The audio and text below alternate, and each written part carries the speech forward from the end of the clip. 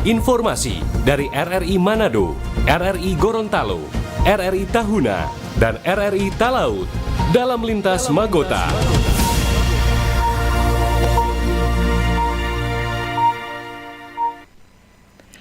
Pukul 17 waktu Indonesia Tengah, Radio Republik Indonesia dengan Lintas Berita Magota, Manado, Gorontalo, Tahuna, dan Talaut.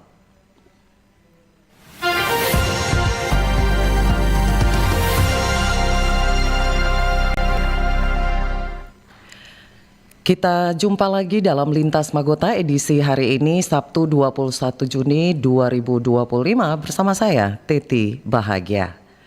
Informasi dari RRI Manado akan mengawali kebersamaan kita dalam Lintas Berita Magota. Di Kota Manado terdapat ruang kreatif yang terus tumbuh dan jadi tempat anak muda menyalurkan ide dan bakat mereka. Namanya Taman Karya, komunitas workshop yang rutin digelar di setiap akhir pekan.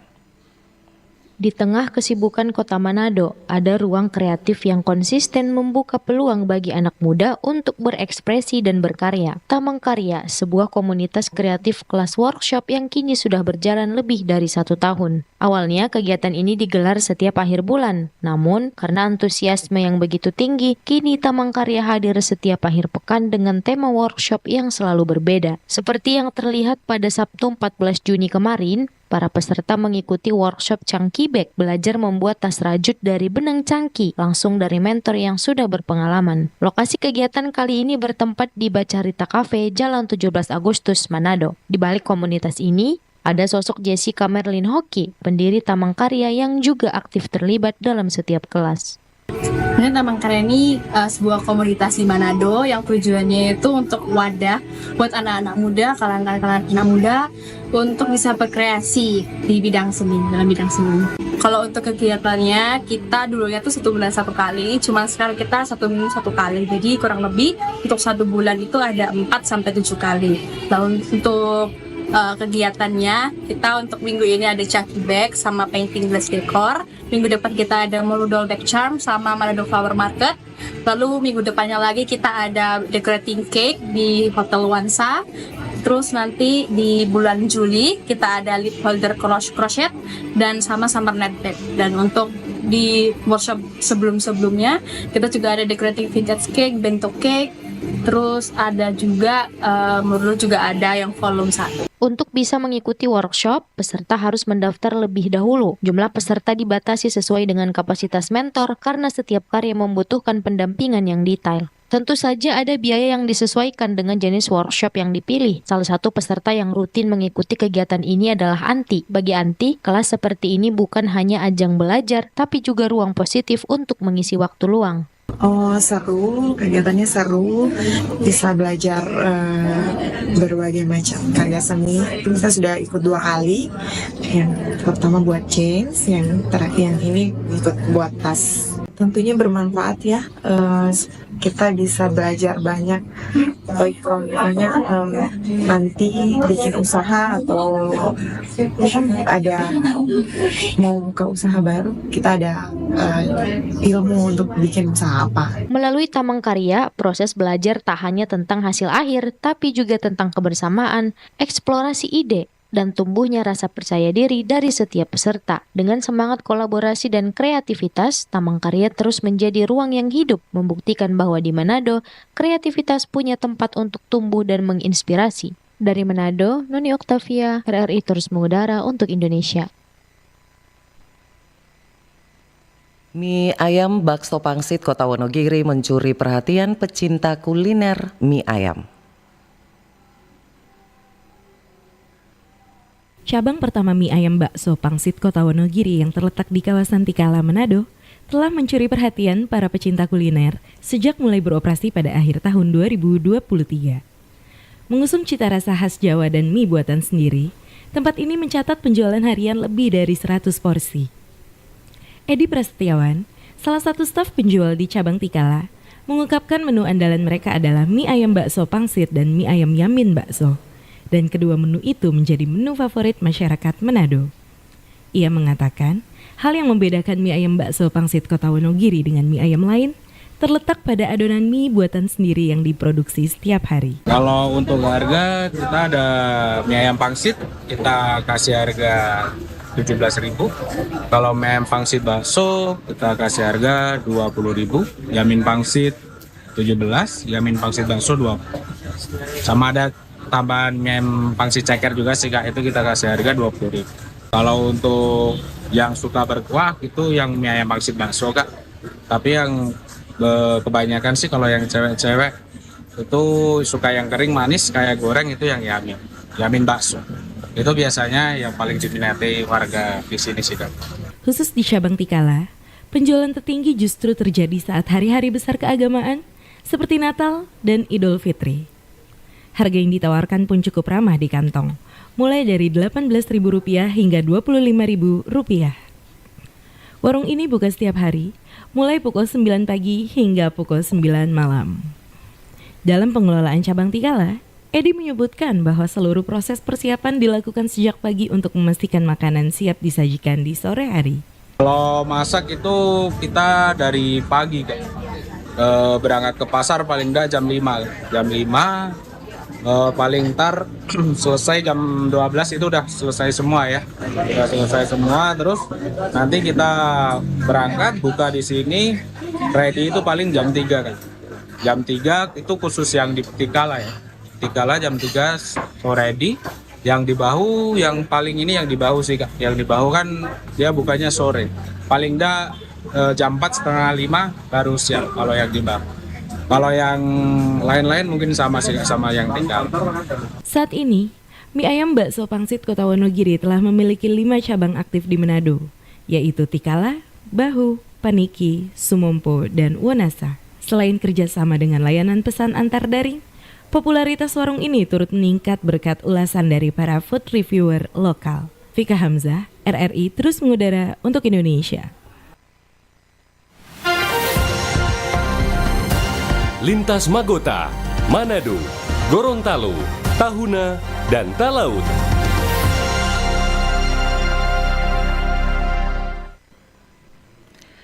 Dari RRI Manado kita ke RRI Gorontalo. Komoditi cabai rawit dan tomat di Kota Gorontalo pada pekan kedua bulan Juni tahun 2025 mengalami kenaikan harga yang cukup signifikan. Komoditi pangan di Kota Gorontalo di pekan kedua bulan Juni 2025 mengalami kenaikan harga cukup signifikan. Jika pekan lalu cabai rawit di kisaran harga Rp48 hingga Rp50.000 per kilogram, hari ini naik menjadi Rp60 hingga Rp65.000 per kilogram. Salah seorang pedagang, Arianto Hasan, saat ditemui RRI di Pasar Mingguan Rabu menyampaikan dengan harga Rp60.000 per kilogram pada pekan ini, ia berharap ada untung karena pekan lalu ia terpaksa berhutang karena mengalami kerugian. Pak, berapa harga rica sekarang Pak? 60. Sejak kapan 60 itu Pak? Baru ini hari. Hari ini ya? Di pekan kemarin waktu minggu lalu itu dia sempat 50, naik sempat berapa kali DP harga Pak? Lama itu 50. Jadi yang kemarin itu menyala utang, bukan menyala untung, menyala utang. Sekarang makasih untung, belum tentu mau untung lagi, tetapi pencarian tidak stabil. Tidak stabil ya? Tidak stabil ya. Ada DP 60, ada DP 55. Senada dengan hal ini, komoditi tomat juga mengalami kenaikan harga. Pekan lalu Rp10.000 per kilo, hari ini naik menjadi Rp15 hingga Rp16.000 per kilogram. Memi Harun, salah seorang pedagang tomat menyampaikan, ia mendapatkan stok tomat dengan harga yang cukup mahal sehingga harus menjualnya dengan kisaran harga Rp16.000 per kilogram. Sekarang Bu? 16. Sejak kapan 16.000 ya Bu? Ya. Sejak kapan? Dari 3 hari. 3 hari ya. Kemarin kan 10.000, 8. Kenapa sampai naik begini Bu? Tidak tahu. Cuman Ibu beli harga dengan harga mahal atau gimana? Ada dengan harga mahal. Harga mahal ya? Harga mahal 100.000. Komoditi pangan lainnya seperti bawang merah harganya masih cukup tinggi, yakni di kisaran Rp60.000 per kilogram dengan kualitas premium. Meski komoditi pangan masyarakat mengalami kenaikan harga, dari segi stok masih tetap tersedia. Dari Gorontalo, Taufik Usman, Pro 1 RRI, terus mengudara untuk Indonesia. Atlet karate muda berbakat asal Gorontalo, Saskia Putri Salurante, raih medali emas kejuaraan Southeast Asian Karate Federation SAFE Championship di Brunei Darussalam. Atlet karate muda berbakat asal Gorontalo Saskia Putri Salurante kembali mengharumkan nama Indonesia di kancah internasional. Kejuaraan Southeast Asian Karate Federation (SAAKF) Championship 2025 di Brunei Darussalam pada tanggal 17 Juni, Saskia raih medali emas pada nomor kata perorangan putri. Dengan teknik yang matang dan ekspresi yang kuat, ia berhasil mengalahkan sejumlah atlet tangguh dari negara Asia Tenggara. Di kejuaraan itu, Saskia tampil gemilang sejak babak penyisihan hingga babak final mengalahkan atlet asal negara Vietnam. Sebelumnya di babak semifinal, Saskia Putri, atlet binaan Sentra Pembinaan Atlet Berbakat Nasional Spopnas Gorontalo ini mengalahkan atlet ranking 1 dunia yang juga dari Vietnam. Atas prestasi gemilang ini mendapat apresiasi dari pemerintah Provinsi Gorontalo. Kepala Dinas Pemuda dan Olahraga Provinsi Gorontalo Daniel Ibrahim hari ini mengungkapkan keberhasilan Saskia merupakan bukti talenta muda daerah mampu berprestasi di level internasional. Ini adalah sebagai motivasi kepada atletnya, khususnya cabang karate maupun cabang olahraga yang dibina oleh Spopda, karena cabang olahraga yang dibina oleh Spopda itu ada 8 cabang. Karena itu merupakan pemicu dan motivasi buat kita, karena apalagi yang bersangkutan itu membawa nama negara, yaitu Indonesia. Sementara itu, pelatih karate Spopnas Gorontalo Ferry Dama mengungkapkan pencapaian ini merupakan hasil dari proses latihan yang tekun selama ini dilaksanakan di gedung Spopnas Gorontalo. Ia menilai Saskia menunjukkan perkembangan yang signifikan, mental dan teknik bertanding semakin baik. Alhamdulillah pada event kali ini atlet kata putri Gorontalo Saskia Putri Salurante kembali menjadi yang terbaik di ajang yang sama. Istilahnya ini back-to-back champion, karena di tahun sebelumnya dia juga menjadi juara, dan ini merupakan kegembiraan bagi warga Gorontalo bahwa atlet binaan di Spora Provinsi Gorontalo berhasil menyumbangkan yang terbaik buat bangsa dan negara. Ajang SAAKF 2025 tersebut diikuti atlet terbaik dari negara Asia Tenggara dan menjadi salah satu ajang bergengsi. Saskia Putri Salurante kini diproyeksikan mengikuti berbagai turnamen internasional lainnya dan berpeluang menjadi andalan Indonesia di SEA Games mendatang. Bobi Riawan melaporkan.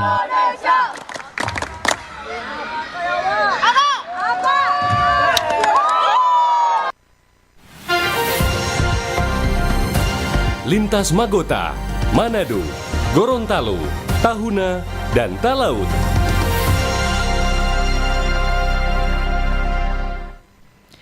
Pendengar, selanjutnya dari RRI Gorontalo kita menuju ke RRI Tahuna. Demi meningkatkan produktivitas ekonomi masyarakat, Kepulauan Pemda Sangihe upayakan jaringan listrik pada 12 pulau terpencil.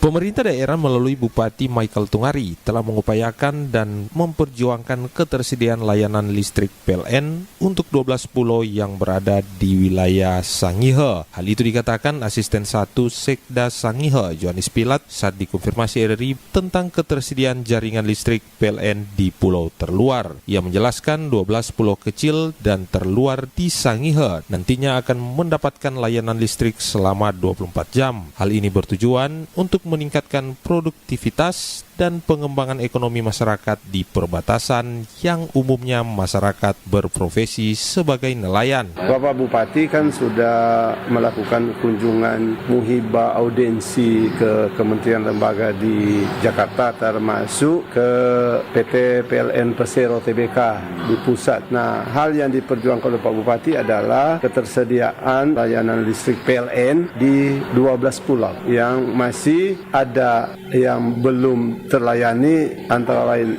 desa yang memproduksi, ada lain baru 6 jam, ada yang lain baru 12 jam, itu yang PLN siapkan. Yang mau didorong antara lain adalah yang PLN yang sudah siapkan berlaku 1 kali 24 jam. Selain itu, beberapa desa yang belum memiliki instalasi listrik PLN, pemerintah daerah juga akan terus memperjuangkan baik di kementerian ESDM maupun BUMN. Pilot menjelaskan untuk pulau-pulau terluar yang belum mendapatkan instalasi listrik, menurut informasi pihak PLN sudah dalam tahapan pengadaan jasanya, seperti di daerah wisata Kampung Kahakitan dan Paralele. Jumel Johanis melaporkan.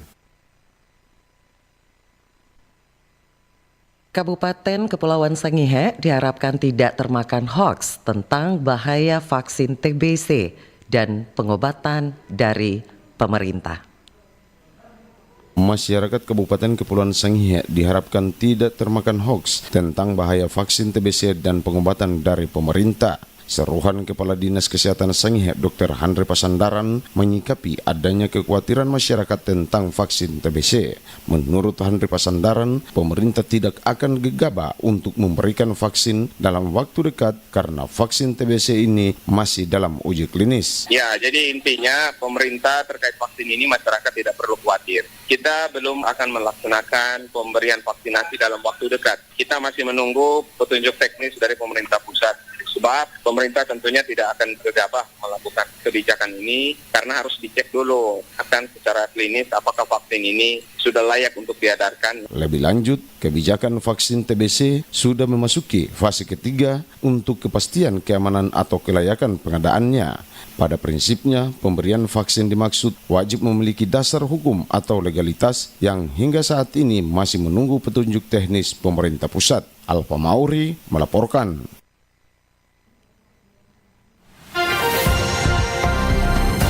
Lintas Magota, Manado, Gorontalo, Tahuna, dan Talaut.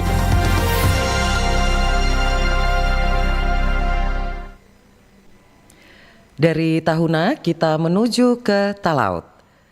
Harga sejumlah komoditi pangan jenis bumbu dapur di pasar tradisional di Kabupaten Kepulauan Talaut terjadi kenaikan. Harga sejumlah komoditi pangan jenis bumbu dapur mulai mengalami kenaikan.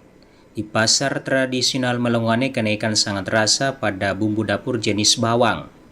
Asok salah satu pedagang menyebutkan bawang merah dan bawang putih naik secara bersamaan. Bawang merah naik dari sebelumnya Rp50.000 per kilogram, saat ini naik menjadi Rp60.000 per kilogram. Sedangkan bawang putih dari Rp50.000 menjadi Rp55.000 per kilogramnya. Bawang tomat sekarang masih di 55, ini ada bawang merah sampai 60 ini. Oh, bawang merah itu hari boleh jual 50, ini so 60. Kalau bawang putih? Bawang putih dari 50, penjualan sekarang 55. Menurut pedagang, kenaikan harga bawang terjadi di tingkat pemasok seperti Manado. Bila Manado naik, harga bawang di Talaut juga ikut naik karena hingga saat ini pasokan bawang masih bergantung dari luar daerah seperti Manado. Sementara saat ini bumbu dapur lain seperti cabai dan tomat masih normal. Cabai ada di Rp90.000 per kilogram, sedangkan tomat ada di Rp24.000 per kilogramnya. Dari Kepulauan Talaut, Marsuki Mengero terus mengudara untuk Indonesia. Talaut resmi miliki Bupati dan Wabub definitif periode 2025 hingga 2030 pasca dilantiknya Weli Tita dan Anisya Bambungan oleh Gubernur Sulawesi Utara. Kabupaten Kepulauan Talaut akhirnya memiliki nahkoda pemerintahan yang baru pasca dilantiknya pasangan bupati dan wakil bupati definitif periode 2025-2030 Weli Tita Anisya Grecia Bambungan oleh Gubernur Sulawesi Utara Majen TNI Purnawirawan Julius Selvanus Jumat 20 Juni di Ulama Palos kantor Gubernur. Acara turut dihadiri Wakil Gubernur Sulut, jajaran Forkopimda Provinsi Sulut dan Forkopimda Kabupaten Kepulauan Talaut, para pejabat eselon 2 di Pemprov Sulut dan Kabupaten Kepulauan Talaut serta tamu terundang lainnya. Terpantau, Gubernur Sulut memimpin jalannya pengambilan sumpah janji jabatan dan penandatanganan berita acara pelantikan dan fakta integritas, melakukan penyematan tanda jabatan kepada Bupati dan Wakil Bupati di Kabupaten Ujung Utara NKRI ini. Gubernur berharap dengan dilantiknya pemimpin baru, Kabupaten Kepulauan Talaut dapat semakin maju dan membawa kesejahteraan bagi masyarakat. Hal senada juga disampaikan Bupati Kepulauan Talaut terpilih Weli Tita didampingi Wakil Bupati Anisya Grecia Bambungan. Besok kami akan berangkat ke Jakarta untuk mengikuti retreat selama 5 hari kemudian balik dari sana ada acara di Talaut. Agenda 100 hari itu sudah saya jadwalkan, itu sesuai dengan visi-misi kita. Saya akan melihat skala prioritas di sana bagaimana, sebab selama ini saya lihat memang amburadul di sana Pak. Semua belum tertata. Jadi saya berharap dengan saya memimpin di sana, saya akan atur bagus lagi Pak. Terakhir mungkin sinergi dengan pemerintah Provinsi Sulawesi Utara harus tetap Pak, jalan Pak. Tetap jalan. Ajakan untuk masyarakat Kabupaten Kepulauan Talaut yang kemarin kan terkotak-kotak mungkin dari ajakan Bupati. saya lah, mari kita sama-sama membangun. Sebab sekarang sudah dilantik, seperti mereka ketahui hari ini saya dilantik, berarti sudah menjadi bupati semua masyarakat. Pelantikan ini juga menjadi momentum spesial bagi bupati yang baru dilantik. Pasalnya hari ini beliau genap berulang tahun yang ke-59. Dari Manado, Sulawesi Utara, RRI Robert Tamaroba terus mengudara untuk Indonesia. Sekian rangkuman lintas berita Magota sepekan. Saya Titi Bahagia. Selamat sore.